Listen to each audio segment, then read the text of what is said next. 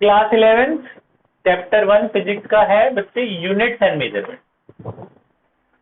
पुरानी बुक में एक दूसरा चैप्टर था, वो डिलीटेड है, तो पुरानी बुक में चैप्टर 2 है, नई बुक के हिसाब से चैप्टर 1 है। जिनके पास पुरानी बुक है चैप्टर 2 से स्टार्ट है, फर्स्ट चैप्टर डिलीटेड है। तो चैप्टर 1 है यूनिट्स एंड मेजरमेंट। तो सबसे पहले जो आपने टॉपिक लिखा वो है नीड फॉर मेजरमेंट। ये आपके सिलेबस के कुछ टॉपिक हैं, ये बिल्कुल बेसिक्स हैं, आप ABCD से स्टार्ट कर रहे हो फिजिक्स। पहला टॉपिक है मेजरमेंट की जरूरत क्या है। किसी भी चीज को क्यों मेजर किया जाता है? किसी भी चीज को इसलिए मेजर किया जाता है कि उसका एस्टिमेट पता लगाने के लिए। जैसे मुझे पता करना है कि भैया मुझे ये बोर्ड मेजर करना है, तो मैं बोर्ड मेजर करके इसलिए लाया हूं ना ताकि इस रूम में फिट हो जाए, इस रूम की एक्यूरेटली आप लोगों को विजिबल हो, इस तरह से हो। यहाँ पे छोटा बोर्ड भी रख सकते हैं, बड़ा भी रख सकते हैं, उस साइज के हिसाब से जैसा रूम है उस हिसाब से बोर्ड होगा।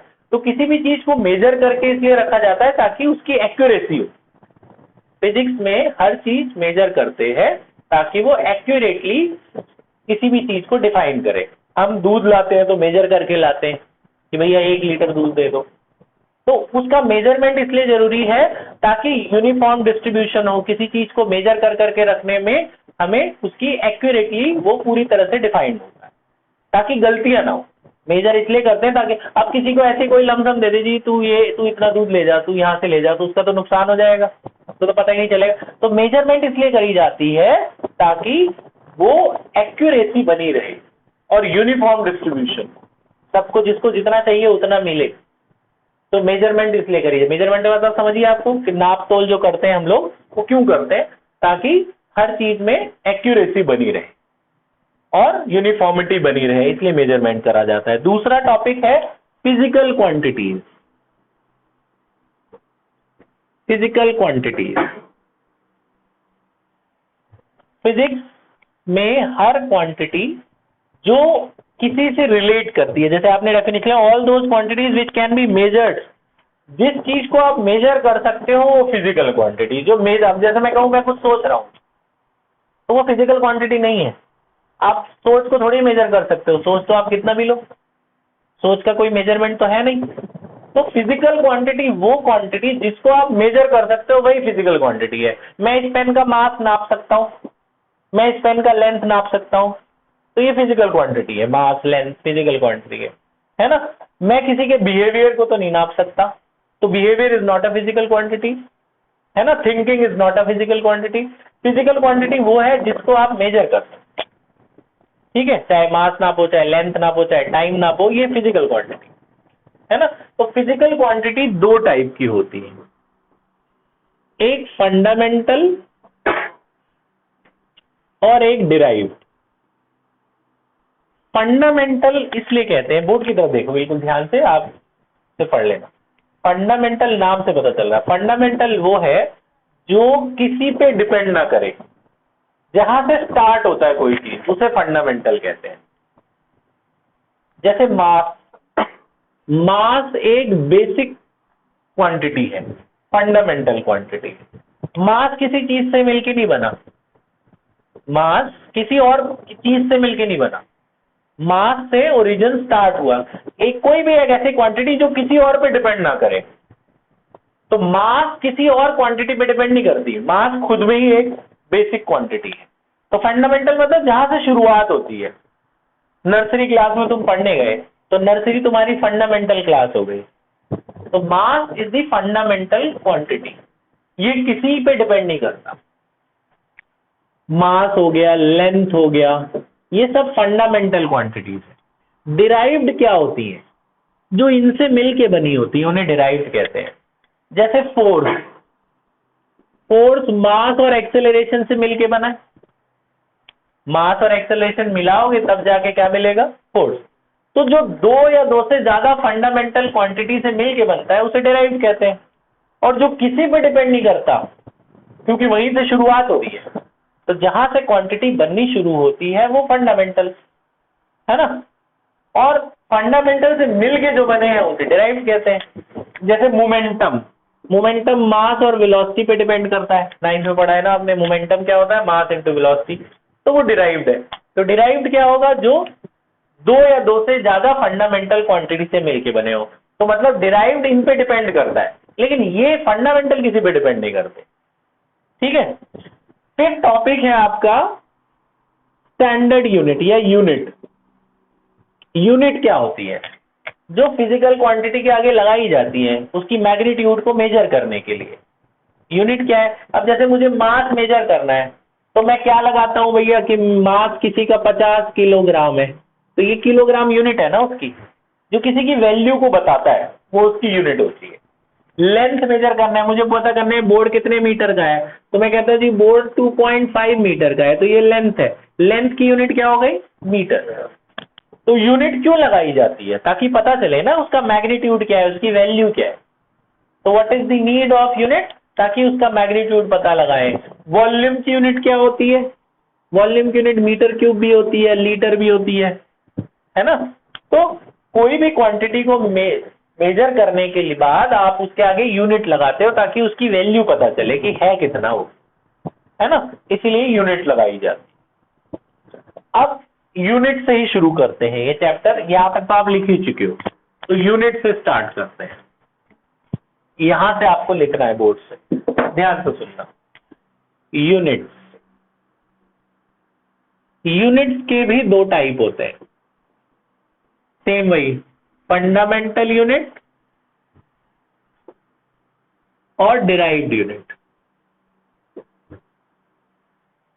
जो फंडामेंटल क्वांटिटी थी उसका जो यूनिट है वो फंडामेंटल यूनिट, मतलब जहां से यूनिट बननी शुरू हुई वो फंडामेंटल। तो यूनिट बननी कहां से शुरू होती है? देखो जी, किलोग्राम एक यूनिट है, मास का यूनिट है ना।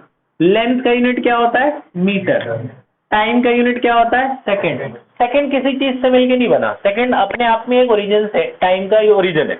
टाइम का यूनिट हमें बोल रहे हैं, हम बोल रहे हैं 5 सेकंड 10 सेकंड, तो स्टार्ट टाइम का किससे होता है? सेकंड से।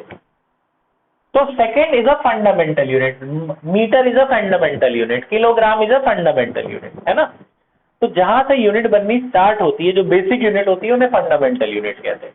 डिराइव्ड यूनिट क्या होती है? जो इनसे मिलके बनती है। जैसे वेलोसिटी तुम मेजर करते हो तो तुम ऐसे लिखते हो ना, मीटर पर सेकंड। वेलोसिटी यूनिट क्या होती है? मीटर पर सेकंड। तो दो फंडामेंटल से मिलके बनी है ना ये, है ना। मोमेंटम, मोमेंटम का भी अपने फॉर्मूला लिखा था, क्या लिखा था? Mass into velocity. मास का यूनिट क्या होता है? किलोग्राम। और वेलोसिटी की यूनिट क्या होती है? मीटर पर सेकंड। तो मोमेंटम यूनिट क्या हुई? केजी मीटर पर सेकंड।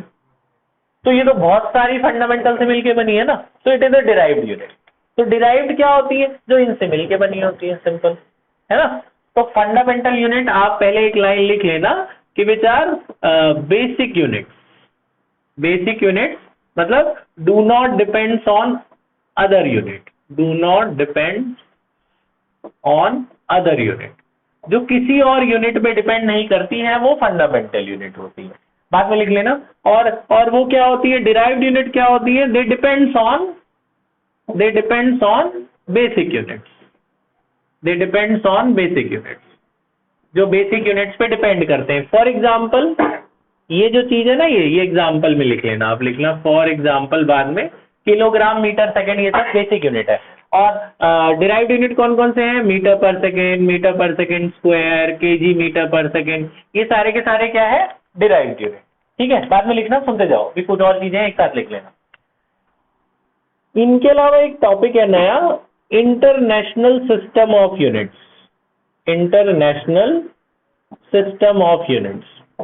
पूरे वर्ल्ड के जितने साइंटिस्ट हैं सबने बोला है, उन्होंने मिलके ये कुछ बनाए हैं, 3 सिस्टम बनाए हैं इन्होंने। इन्होंने बोला जी चाहे कोई भी देश हो, इन 3 सिस्टम के अलावा और कुछ अपनी नई यूनिट भी बना सकता, इन्हीं को फॉलो करना है उन्होंने। तो 3 सिस्टम है जो सभी के साइंटिस्ट ने मिलके बनाया। हर कंट्री में इन तीनों के अलावा और कुछ फॉलो नहीं होता।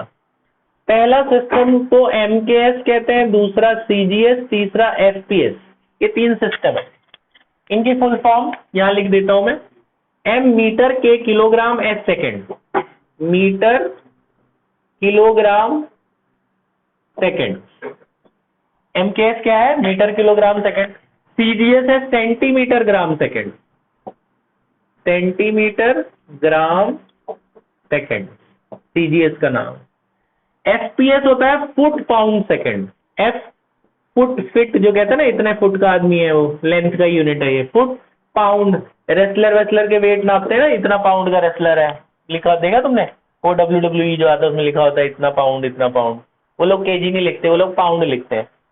तो है ना, ऊन भी लेने जाओ तो बोलते हैं ना इतना पाउंड का ऊन दे दो, तो पाउंड मास का यूनिट है। और एस क्या है आपका, सेकेंड।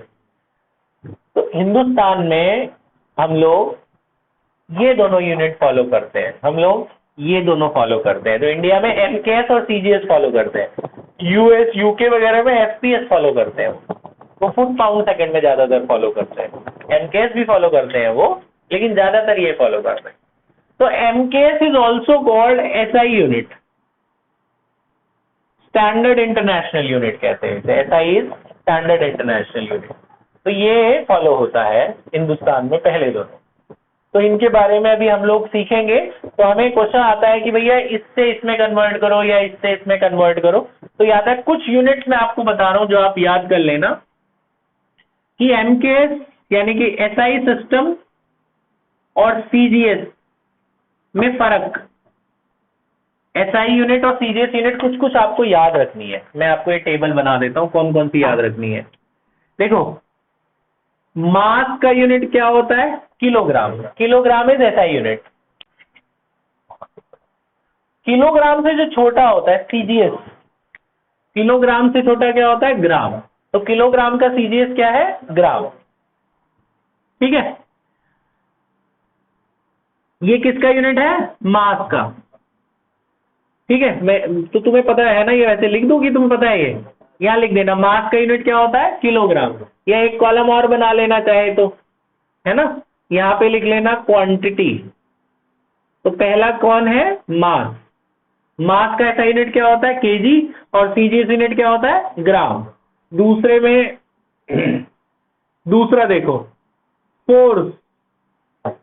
फोर्स 9th में तुमने पढ़ा है, बताओ फोर्स को क्या मेजर करते हैं। फोर्स का यूनिट क्या होता है, न्यूटन।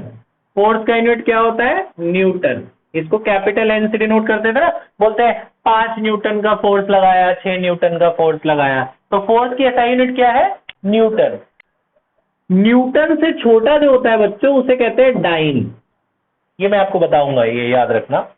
फिर तीसरा लेंथ। लेंथ हम लोग इधर मीटर में नापते हैं, उधर किस में नापते हैं, सेंटीमीटर में। मीटर से छोटा क्या होता है, सेंटीमीटर। चौथा तुमने याद रखना है वर्क डन। ये 4 तुमने बड़े याद रखने वाले हैं। वर्क डन को जूल में नापते हैं ना, इतना जूल वर्क डन हुआ। जूल से छोटे को अर्ज कहते हैं। क्या कहते हैं, अर्ज। तो ये मैं अभी बताता हूं इनके बारे में, और पॉज कर दे बेटा, म्यूट कर। हाँ जी,